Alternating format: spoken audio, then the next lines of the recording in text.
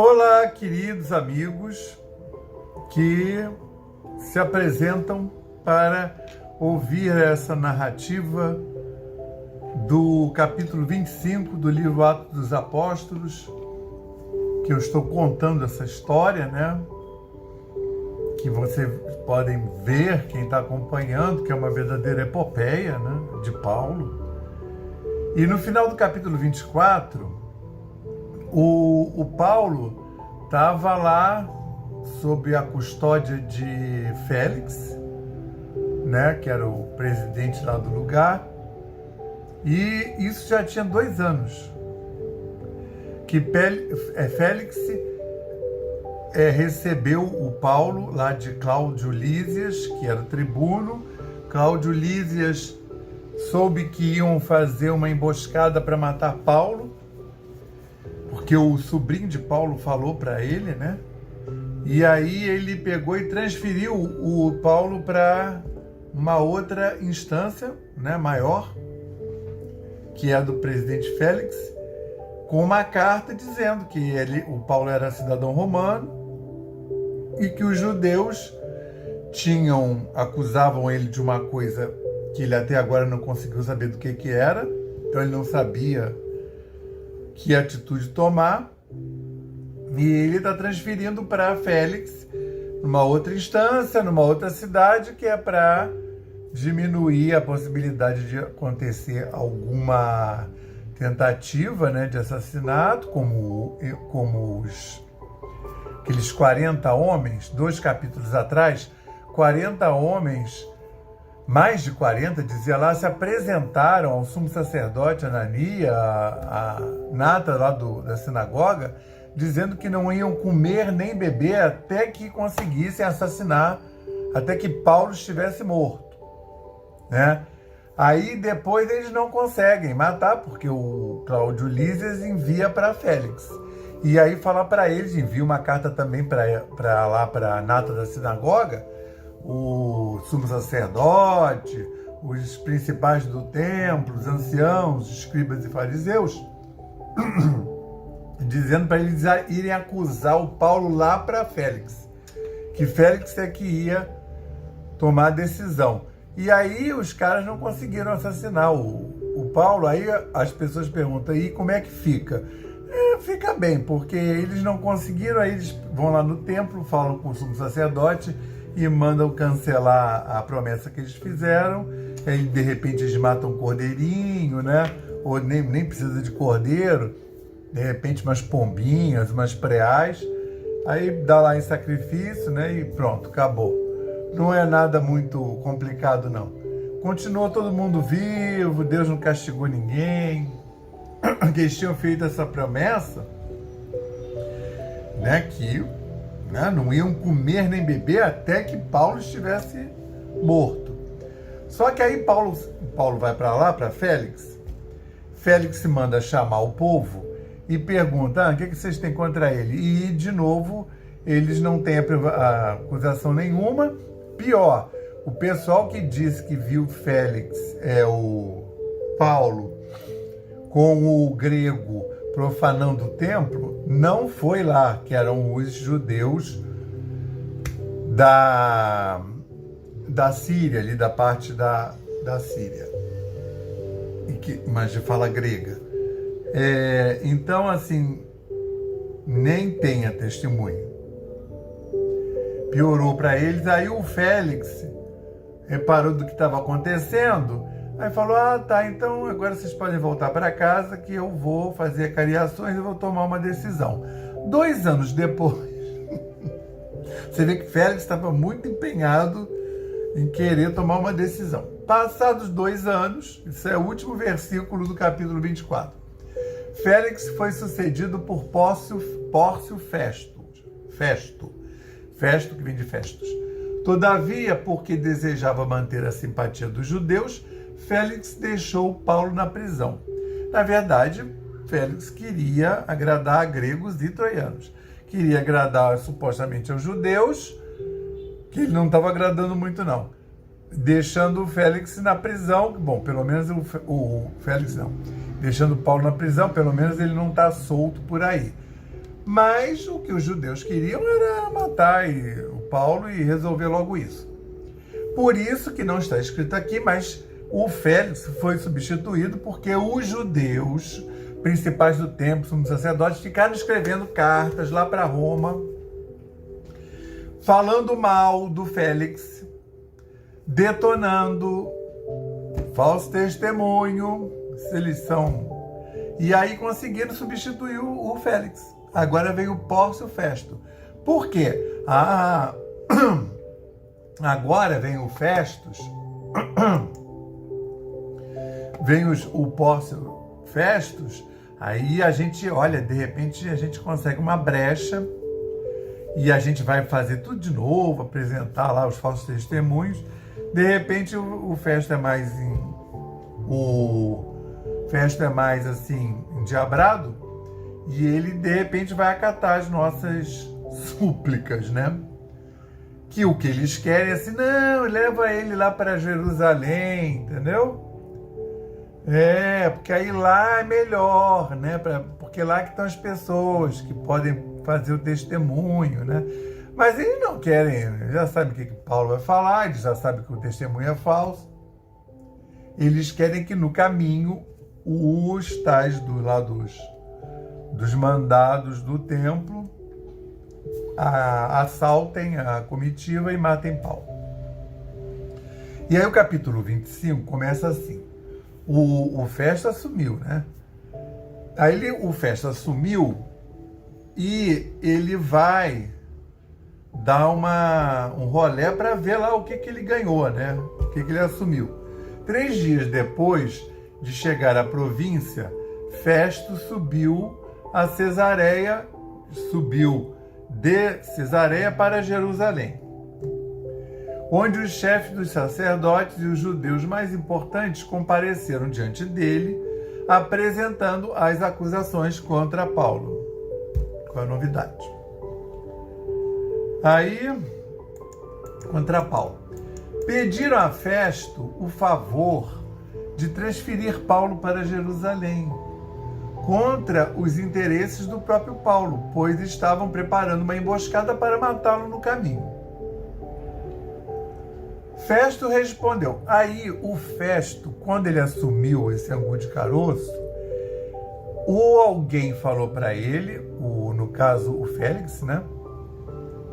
Ele está parecendo que ele está sabendo do que está rolando, ou é muito macaco velho. Então eles foram lá. Aí o Festo foi lá na cidade, né? Vamos ver quem é que manda, com quem que eu vou fazer interface aqui, e reconhecer o terreno. Ele poderia chamar as pessoas lá na Cesareia. Aí o Festo respondeu: Paulo está preso em Cesareia e eu mesmo vou para lá em breve. Desçam comigo alguns de seus líderes e apresente ali as acusações que tem contra esse homem, se realmente ele fez algo de errado. Ele já está mais ou menos sabendo da coisa, mas também porque o Paulo é cidadão romano. Mas ele parece saber que... Aí você vê, já jogou um balde de água fria nessa gente aí, né? Tendo passado com eles, você vê, eu já vou voltar, já vou voltar. Aí vocês voltam comigo e apresentam lá, porque tem que apresentar diante da pessoa, né? Tendo passado com eles 8 a 10 dias, não estou vendo pressa nisso, desceu para Cesareia no dia seguinte, convocou o tribunal e ordenou que Paulo fosse trazido perante ele.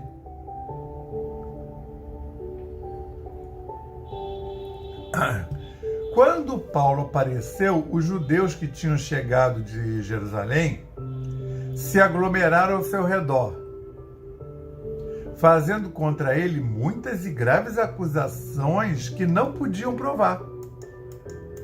Quer dizer, está tudo igual ao que era antes, mas o governante é outro. Festo, querendo prestar um favor aos judeus, perguntou a Paulo: você está disposto a ir a Jerusalém e ali ser julgado diante de mim, que aí ele ia representar o Estado romano, acerca dessas acusações. Então, os caras não estão querendo julgamento nenhum, eles querem pegar lá o Paulo no caminho. Mas esse Festus está antenado. Mas aí ele perguntou para Paulo, né? Que aí vamos resolver, aí agrada gregos e troianos, né? Paulo respondeu: estou agora diante do tribuno de César. Assim, eu não preciso ir para Jerusalém para me apresentar diante de César, porque o Festo é o representante de César. Onde devo ser julgado? Então Paulo respondeu: estou agora diante do tribunal de César, onde devo ser julgado. Não fiz nenhum mal aos judeus, como bem sabes. Se de fato sou culpado de ter feito algo que mereça a pena de morte, não me recuso a morrer. Mas se as acusações feitas contra mim por estes judeus não são verdadeiras, ninguém tem o direito de me entregar a eles. Apelo para César. Depois de ter consultado seus conselheiros, Festo declarou: você apelou para César irá. Quer dizer, o Paulo também já chegou à conclusão seguinte: ele tem que sair dali. Primeiro porque é do plano divino que ele vá para Roma, que é onde está César. E segundo porque ali não vai ter o Festo, também tampouco está se achando realmente sabedor do que está acontecendo para emitir um parecer, um julgamento contra um cidadão romano. Porque, por exemplo, se fosse uma questão só de judeus, ele ia entregar para os judeus. Mas como o Paulo é romano, ele não vai entregar o Paulo, né? Como o Paulo até lembrou para ele, né? Imagina, o Paulo que sabe tudo, né? Eu não me recuso a morrer se eu fiz alguma coisa errada. Mas se as acusações feitas contra mim por estes judeus não são verdadeiras, ninguém tem o direito de me entregar a eles. Apelo para César. Entendeu como é que é o negócio? Aí tem gente que fala: se o Paulo não tivesse dito que era romano, o outro Félix teria soltado ele. Uma pessoa que não leu tudo, né? Porque na hora que soltasse, ele não ia dar 10 passos. Eles iam... Justamente, o Félix tirou ele lá do meio os caras estavam quase apedrejando ele, quando o Félix leva ele para o pretório de Herodes. Depois de ter consultado, então, para César irá. Alguns dias depois, aí de novo, despediu. Olha, se tivesse macumba na época, e tinha, porque esses judeus aí tradicionais, eles são cheios de mandinga, né? A gente que não sabe. Mas eles devem ter saído nos cascos. Foram dispensados de novo. Tá, agora ele vai para César. Agora acabou. Eles acharam que ia tirar o Félix, ia botar o Festus e que iam conseguir convencer. Agora mesmo que o caldo derramou. Aí ficou. Aí o Paulo tá lá, continua lá, comendo, bebendo, recebendo as visitas, escrevendo cartas, né? Que ele nem escrevia, né? Ele digitava. Alguns dias depois, o rei Agripa e Berenice chegaram a Cesareia para saudar Festo. Então o rei foi lá ver, né, da tetrarca daquela área. Agora começa uma história deliciosa. Parece ter uma fofoca. Se tivesse revista Caras nessa época, ia vender. Visto que estavam passando muitos dias ali, Festo explicou o caso de Paulo ao rei. O rei estava lá de bobeira, com o pé para cima. E aí o Festo não tinha muito do que tratar, Mas não é só por isso, não. Ele vai explicar também por que ele vai apresentar o caso de Paulo para o rei. Aí ele explicou o caso de Paulo ao rei. Há aqui um homem que Félix deixou preso. Há aqui um abacaxi que Félix deixou para mim. Quer dizer, o cara não sei se ele não está sabendo ou está querendo ser político, né? Que, na verdade, o Félix foi substituído. Eu não sei também se eles agiram por trás, que isso aconteceu.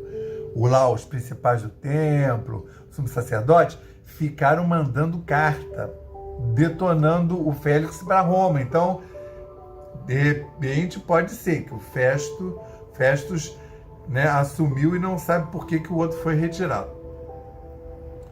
Aí, assim, há aqui um homem que Félix deixou para mim.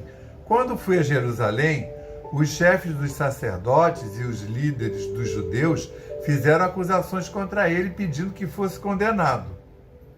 Eu lhes disse que não é costume romano condenar ninguém antes que ele se defronte pessoalmente com seus acusadores e tenha a oportunidade de se defender das acusações que lhe fazem. Direito, né? Já tinha direito naquela época. Mas ele está falando isso para o Agripa. Aí olha como é que o texto põe. Alguns dias depois, o rei Agripa e Berenice chegaram a Cesareia para saudar a festa. Você sabe quem é esse Agripa? Esse Agripa é Herodes Agripa. É neto do grande.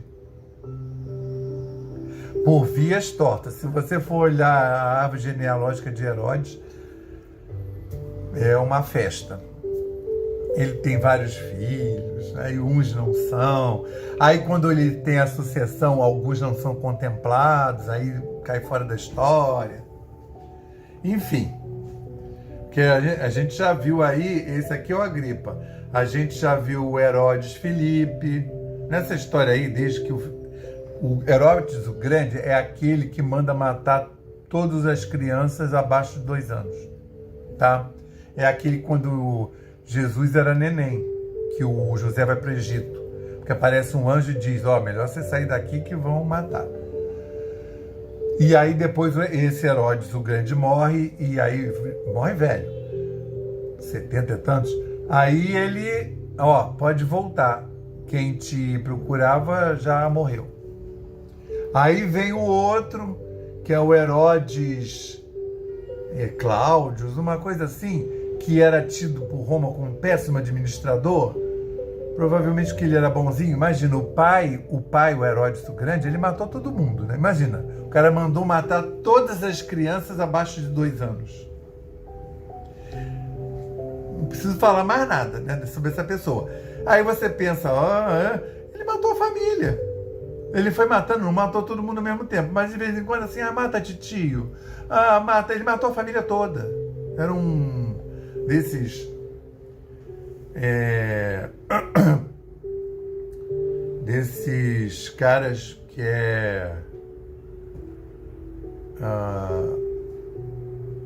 não tem sentimento nenhum, mata.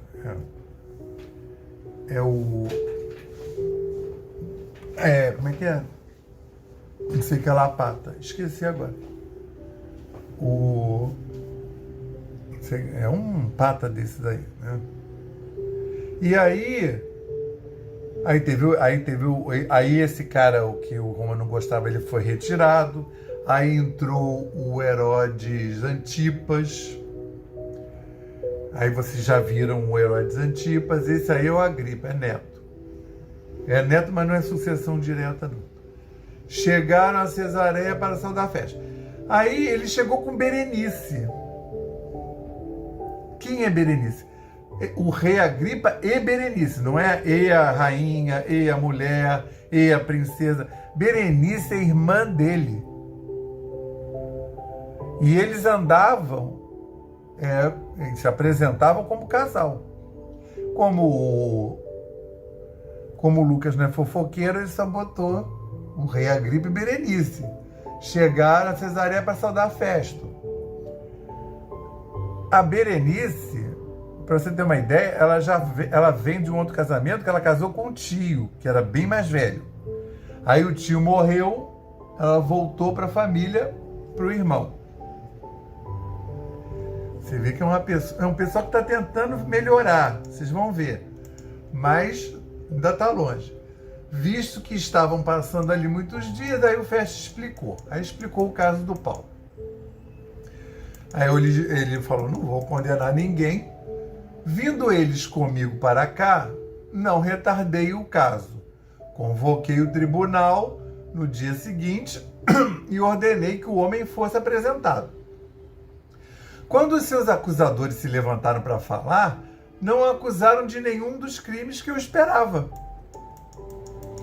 Pelo contrário, tinham alguns pontos de divergência com ele acerca de sua própria religião e de um certo Jesus já morto, o qual Paulo insiste em dizer que está vivo.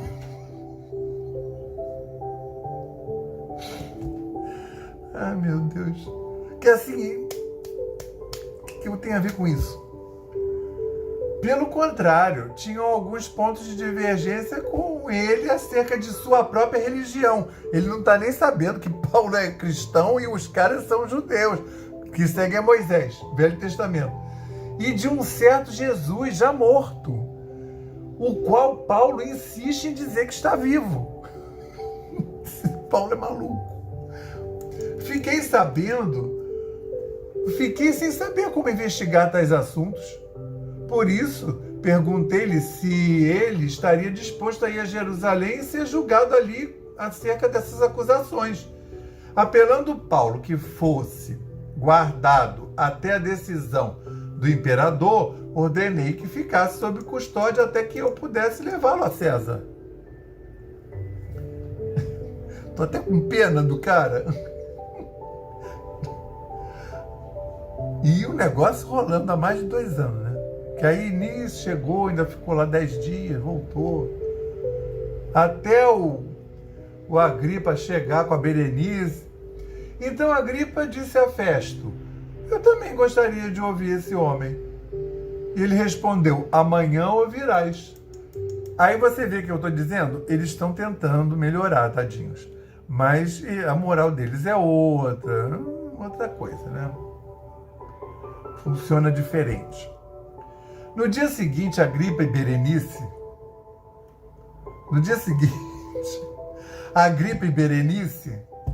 Você não, podia ser a filha, né? Podia ser a cunhada, sei lá, a segunda esposa, né? Vieram com grande pompa, entraram na sala de audiências com os altos oficiais e os homens importantes da cidade. Por ordem de Festo, Paulo foi trazido. Aí, nessa altura, Paulo nem está mais preocupado em falar, porque Paulo pregou, Paulo está há quase 30 anos pregando, então... E ele já sabe que vai chegar em Roma, né? Então, diminui um pouco o estresse dele. Então, Festo disse, ó rei Agripa, e todos os senhores aqui presentes conosco, vejam este homem. É um pessoal que não tinha mais nada para fazer na vida, né? Eles queriam um assunto. Claro que da alçada do Festus, sim. Ele está lá para dirimir essas, né, segurar as batatas quentes para não ir para Roma, resolver localmente. O Agripa manifestou, eu falei, eu quero ouvir, mas nisso eu tô te falando, aqui não dá para narrar tudo aí. Esse zum do cristianismo, né, que tem gente viva, esse negócio está rodando. E os tribunos, os presidentes já estão sabendo que está tendo aí um negócio, uma querela de judeu, que é um angu de caroço. E eles aí assim estão querendo manter o negócio lá. Então Festo disse, ó Deus, Agripa e todos os senhores, vejam este homem. Toda a comunidade judaica me fez petições a respeito dele em Jerusalém e aqui em Cesareia, gritando que ele não deveria mais viver. Toda a comunidade judaica que tem acesso a ele, que são os principais do templo, os escribas, os fariseus, ligados ao templo, e os sumos sacerdotes. Então, gritando que ele não deveria mais viver. Então, quem está gritando provavelmente não são esses principais do templo, mas são aqueles neófitas, aqueles discípulos que eles ficam incitando para, como fizeram lá com Jesus. Mas verifiquei que ele nada fez que mereça pena de morte. Todavia, porque apelou para o imperador, decidi enviá-lo a Roma. Aí agora vem... No entanto, não tenho nada definido a respeito dele para escrever a sua majestade. Aí tá, porque o Cláudio Lísias já fez isso, né? Enviou para o Festo. E aí escreveu, olha, não vi nada, né? Vou transferir para aí, porque aqui estão combinando de armar uma emboscada. Aí transferiu para lá, Festo, cozinhou em banho-maria, 2 anos, mais de 2 anos. E aí o povo lá de Jerusalém viu, ele não vai fazer nada, né? Assim, se ele não fez em 2 anos, ainda está tomando lições, chamava o Paulo, né? Claro, né? No início devia ser para esperar um suborno. Mas assim, o cara mesmo não está vendo que o Paulo solto não é muito... Para Paulo não é bom. Aí, assim, se ele estava querendo o Félix suborno, em 2 anos ele viu que não rolou, não ia rolar. E continuava chamando o Paulo para conversar, ainda chamava a mulher dele junta, entendeu? A respeito do porvir. E ele ficava de cabelo em pé, né? Quando que aí o Paulo começava a falar, né? Tem que se arrepender das coisas ruins que você fez. E ele ouvindo. Aí, quando o angu de caroço engrossava para ele, tá bom, tá, pode parar, volta para a cela. Que aí ia implicar na mudança da vida dele. Aí o coitado, aí o tal do Festo, no entanto, não tenho nada definido a respeito dele para escrever a sua majestade. Então, assim, aí ele vai mandar para Roma e vai dizer o quê? Aí, assim, pega até mal, né? Assim, mas você foi designado para quê? Por isso, eu o trouxe diante dos senhores, e especialmente diante de ti, rei Agripa, de forma que, feita esta investigação, eu tenha algo para escrever. O cara está desesperado mesmo, né? Pois não me parece razoável enviar um preso sem especificar as acusações contra ele. Vai acusar do quê? Eu estou mandando essa pessoa para César. Aí, assim, mas assim, eu não apurei nada. Ele não fez nenhum crime contra Roma. O crime que os judeus diz que ele fez, não apresentaram prova. Se ele mandar ir, vai escrever isso e mandar para Roma, acho que a cabeça dele quer rolar, né? Vai importunar. César é menos bonzinho do que esse povo que você está vendo aí. Esse povo aí, até porque estava lá em Terra Santa, já devia estar meio, né?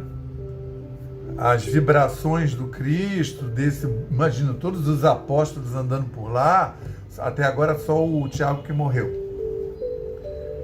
Talvez o Felipe lá para aquelas bandas da África. Mas, assim, tem uma atmosfera aí, até porque é para envolver Paulo, né? Aí, pois não me parece, aí acaba esse capítulo 25 assim. Quer dizer, no início do 26, a gente vai ouvir o que o Agripa e Berenice têm a dizer. Porque eu nem lembro mais o que eles têm a dizer. Que na real. Eles também não vão ter nada para dizer, né? Mas eu não lembro exatamente o que aconteceu. Mas você vê, não estou dizendo que é melhor estar na mão de Roma do que estar na mão do povo dele, dos judeus, dos principais do templo, dos escribas, né, dos do sumo sacerdote, né? Então você diz assim, não, ele vai ficar melhor se entregar ele para os judeus, que é o povo dele, né? E você está entregando para a sinagoga, para o templo. Aí, Deus me livre que eu não esteja fazendo essas coisas, né? Eu, assim, ainda bem que eu nem defendo religião nenhuma, tá? Eu tenho orientação espírita, mas eu não prego religião para ninguém, tá? A gente fala, qual é o seu entendimento? Eu falo, eu faço estudo, faço palestra, mas assim, né? Cada um chega à sua conclusão, siga lá sua força, sua ânima interior. Então que nosso Senhor Jesus Cristo continue conosco e nos dê uma boa semana e até sábado que vem, quando iremos para o capítulo 25, para saber o que Agripa, Herodes Agripa e Berenice disseram, tá? Tudo de bom, graças a Deus.